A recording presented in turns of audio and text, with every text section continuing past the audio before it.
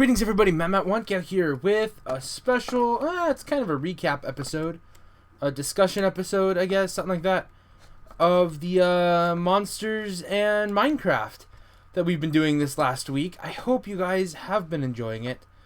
There is intentions to do it in the future, but we're not quite prepped yet. This is the staging house that I've made. I've made a bunch of these houses for the full-on thing that I hope to do. It's just trying to figure out with my, like, a bunch of schedules, man. Scheduling, like, the hardest part of D&D is scheduling. It really, really is. Anyway, so yeah, no, I've had this idea in my head for a while to play D&D inside of Minecraft. And, I had just been putting it off because it felt like it was, too complicated of a project. I think is probably I actually kind of like the look of that. How's that look? No. It's kind of complicated. Like, I thought it was going to be a lot harder to do than it actually was, and then it actually ended up being. And there's still a lot of things I don't have figured out yet, but you know, that's why having a good group is good, and why we start doing things bad so that we can get better. I decided to finally pull the trigger and do a test run of the idea the same day that we actually did it. So on my lunch break at work, after like starting to get the ball rolling with people, because being able to contact people on my phone is pretty awesome. Future is now, and we, on my lunch break, I bought a new server space, dropped $5 for a new server space, just threw open a world, went on to, my world hasn't reset since like last week. I went on to Google and just pretty much typed in the words dungeon generator, and then messed around with the first couple things that came up, and generated this dungeon, although it had a little bit more for it. Do I need anything in here? I should probably keep them. Unless I have them in here. Yeah, well. Anyway, so then, yeah. And so I spent my lunch break working on the dungeon, and got home from work, and set about working on the dungeon more while getting people hooked up and ready to go.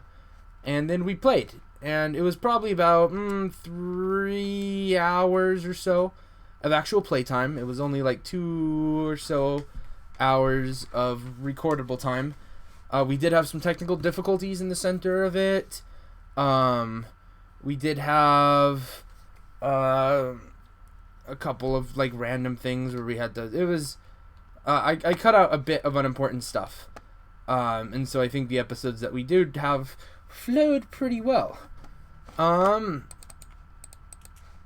Yeah, and I decided as a time-saving thing, because people would not have had D&D, full-on D&D characters ready for this evening, to just do a 20-second character description and play super loose, just pure D20 random D&D, and it turned out really good. I like it, and I think that's what I'll be using going forward. Let's start talking about banners. I've known for a while that one of the things that I would have to do to be able to make this project work is to be able to have something that I can use to differentiate between different monsters. And I have an inventory, not really full, but I have like 5 or 6 different of just black flags with colors in the bottom, just to say this is the monster, just to keep track of tokens. I'm not sold on these, and they will probably not stay like this forever. If I can come up with a different way of doing it that's better. I did really like these two. I'm gonna have to try and make sure that I have these available for them when we play next time. So that, you know, because I would not mind if green and brown is just Jared's character, and then the white and blue diamond is just Elijah, and it's just 100% represents their character, and we can like turn around and look at their lineup and go like, oh, that's them too. And then I can design monsters away from this, because I did have a bit of a problem with color matching. And that was not necessarily annoying, but it was not non-annoying, I suppose, is a way of saying it. And all in all, I think the banners worked out pretty well. They're not super versatile, but you are able to do, you know, you can hang them on a wall, make them kind of crouch. There's a couple of things you can do with them. Yeah, I think they worked out okay. I can see I definitely know of a couple of instances where they're not going to work. Chicken? I'm just throwing that away. I know some instances where they're not going to work, and it does take a little bit of setup in the beginning. And again, my monsters don't look like monsters, so that's not great. That's a limitation that I'm gonna have to work around. We had a big conversation. I believe I left it all in about night vision and torchlight and stuff, and I constantly have night vision on this server, because if you add enough zeros, it just says, yeah, whatever, and stops counting. Yeah, so let's see, let's just follow along where they went. They walked in here, we had the conversation about lighting here, I think. This staircase was not crumbly before we started. I altered it on the fly. I think altering it did add to it, just to kind of slow it down. Like, I realized when I was about right here that they had walked that far and it was just a corridor. And so doing this made this staircase a little bit more real, because it was something that they actually had to deal with, which I think was okay. I do wish that I had like set it up beforehand, but I'm not horribly concerned. And the next time it comes up, you know, there's definitely a difference between smooth stairs and brokety stairs. I really wish we had smooth stone stairs. That should be a thing we should have. It's like, I would almost, if it wasn't for the fact that I was trying to make this as stupid easy as possible to play, I would have done this with like modded, and I'd get carpenter's blocks to be able to get nice pretty stairs and sideways slabs and stuff. That'd be pretty cool. Anyway, so the stairs, yeah, was just, you know, just kind of a physical challenge to keep them from being kind of bored. The fact that Elijah failed it was kind of hilarious. And then we got down here and we started doing goblins. You know, I was still trying to figure out how I was doing combat as we were going. I think I ended up with goblins being like 2 or 3 hits. They had like 6 hit points in my mind.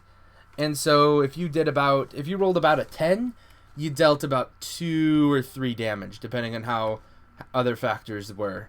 Yeah, the higher you rolled, the more damage you dealt and stuff. And, yeah, so this goblin here, not much to speak of. Just pretty standard, just monster fare. The doors, having to do the double doors is something that I sadly have to do. I don't know of a good way around it. But I did absolutely love the pie in the door face. The pie in the face door thing. That was absolutely brilliant, and it's why I love doing things with my family. The Room of Goblins, I do wish that I had had time to make it other than just a big blank room. I think that is one of the amazing things that I'm able to do inside of Minecraft, to be able to add atmosphere to a room before the DM says anything. And I think that's going to be the power, one of the powers of the Minecraft map system, is just being able to have it be a physical thing instead of just a verbal thing. I just threw some goblins in here. I wasn't doing anything special. I think by the end of this room, we started to warm up a little bit, and I think my brothers had learned what type of DM I was, which is the fact that I will say yes to pretty much any stupid idea you're going to try. And under this system, you have a pretty decent chance of being able to accomplish doing really stupid stuff. And so I do really like that. And I think that that'll be a thing that'll help things go far and forward. This is actually a dead end. There's nothing on either side. It was drawn on the map. I don't like dead ends on maps. So if I was designing this, I probably wouldn't have put this here. But, yeah, no. They didn't check it, and they didn't need to. Where were we at? This encounter here... Please, please, please, please, if you are interested in this type of thing and you have any questions for me, please put them down in the comments, because I'm not sure what people would want to know in this type of thing. I felt like I needed to do this to be able to explain a little bit of what's going on, because there's a lot the players didn't see, or we also talked a lot afterwards, but a bunch of my thought process, we didn't, like, I do like doing the DM breakdown discussion of the night. I think it's a good cathartic thing to do. This encounter did not exist until I decided to dig it out. And I think that's powerful in Minecraft that I can do that. I also probably should have had this encounter come up with. Again, I was a little rushed as this went. Future ones will have traps and stuff better in the future. But yeah, no, this should have been a thing that I had already done. And, you know, this is just one of my default go-to keep the party from just moving straight ahead. I call this the pit that's just a little bit too large to jump over. And it's just, you know, a hole in the ground that the party has to, you know, deal with. And they're not necessarily supposed to be hard. They're not necessarily supposed to kill you. But they're definitely there to make you take up a couple of seconds of your time, or a couple minutes of your time, or about a half hour of the player's time, so the DM can frantically think about what he's doing in the next area, which I already had a good idea of the next area, so I wasn't too worried about that. But I felt like it was time to do, like, this is more of a utility than a combat. Like, there's 3 different types. There's a lot of things that come in threes. One of them is the types of encounters that you get. Some things call them exploration, combat, and social. I call them exploration, utility, and social. And the utility stuff is, like, combat is straight up monsters versus you know, fisticuffs, swordplay, that type of thing. Social is, you know, you get intrigue going on, you get lying to people, you get just, you know, trying to convince people. But the utility is everything else. Whether you're trying to unlock a door or whether you're trying to jump over a pit, it's all the same to me. And I think that yeah, no, it adds something. And, you know, we'd gone from, like, a minor, you know, hallway interest bit of the stairs. We'd done a combat encounter, and now we were time for utility. So I was fine with that progression, because utilities are cool. Down here, we'll come down here. This is a long corridor. Again, if I had designed this myself, I don't think I would have done corridors like this. But this room here, the white ones are skeletons, the red ones are zombies, and it's just a room full of undead. Back here is the big thing. This wasn't a secret door. This is a door that didn't exist, which is different. But we'll cover it here in a second. These guys are just going to be, like, the skeletons, for whatever reason. Well, I guess probably it's a Minecraft thing now. But I probably would have had the skeletons being archers and the zombies just doing melee. But now that I know that that's a Minecraft thing, I need to get away from it, because I don't want people associating with the actual gameplay with Minecraft. But yeah, no, they decided to look at this encounter and say nope, and then leave, which is not a bad idea. They did the same for the spiders over here. There's nothing down this way, just a big dead empty corridor. I think I had a little bit of lore about the spiders, but it wasn't anything important, and I just thrown like 4 spiders there to you know, give them something to think about. And they decided, like, you know, it's just something, there's just something that you get of when you turn the corner and you see cobwebs. And, you know, it's kind of a gaming trope. you know what that means. You know that means there's giant spiders down there. And I think that's really, really cool that you can get that visual effect of, of turning the corner. Or even if you wanted to, like, shifting and peeking around the corner. Or, shoot, you could even be cheaty. Get into, like, F5 mode and do that type of thing. Yeah, no, I think there's cool value added in that. And then, yeah, there was just a door to the other side. I also really, really liked the, the shift and peeking into the room to see what's there. There's no way he saw like 7 unless he got like all the way into here. But I really, really like that. That's really powerful. And probably one of my favorite parts of the night for the Minecrafty stuff. So, yeah, that's definitely something that I'm going to be trying to get people to keep doing. Back here, this was just a place that I didn't really have time to finish. There's, like, that doesn't go anywhere, and it should be a door. I think that needs to get filled in. This whole wall is unordered. I had to do all these by hand because there's no good way of doing it. It's nighttime outside, and this part of the dungeon is exposed to the air because I didn't have it done. And yeah, I don't remember how to get back to where I was. Yeah. So yeah, no, I hadn't finished this part of it, so I just blocked it off and decided that I had enough content, and I did have enough content, so that was cool. Let me close that. I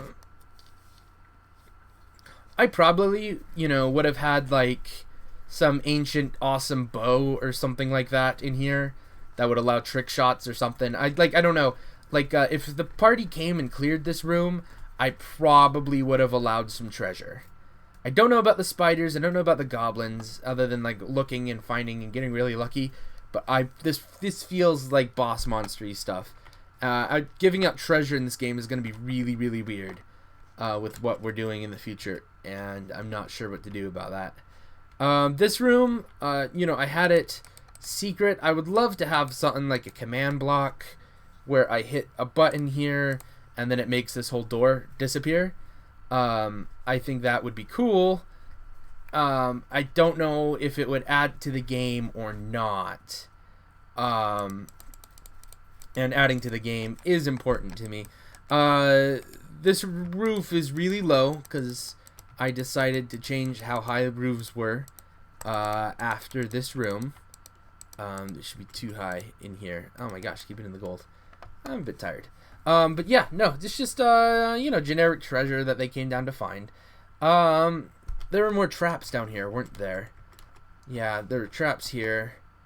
And nothing, as soon as I decided how I was going to do the poisoned effect, I didn't like it. So that'll be a thing that I'll have to try and figure out in the future. And yeah, that was pretty much it. It was pretty simple stuff. But I think it'll work well in the future for future projects. I've got a big village made. I've got a couple of storylines that I've started. I do need to come and start doing like big dungeony type things in my little world that I'm working on. There's a bunch of stuff, but it looks like I'll have a while because of scheduling issues. But yeah, no, I think that I'm going to be able to do some really, really cool stuff with this. And I don't remember everything I wanted to say in this, but I think I covered a lot of it. If you have any questions, please leave them down for me below. Oh, hey, one of the things that I need to do is I think I need to go and experiment with Bucket, which, for those of you who don't know, is a Minecraft server plugin thing, API, which will let me be able to get some clever, powers on weapons and stuff to let the DM be able to accomplish stuff faster. And we'll also be able to do things like, I can have modes set where everybody can fly, but only the DM class are able to actively break things or build things. And And so all the players would be in a different thing, so you can't mess up the DM stuff. I think is how I might want to do it. I'm not sure yet. I don't know anything about Bucket. I would love a disguise plugin to be able to let me be NPCs for a bit. I'm not sure. I don't know what's possible, so I have to figure that out. But anyway, I think that's it for today, guys. Thank you so much for watching. I hope you liked this series. Go back and watch them all if you haven't. And if you stay online, I'll see you next time. Peace out. Bye-bye.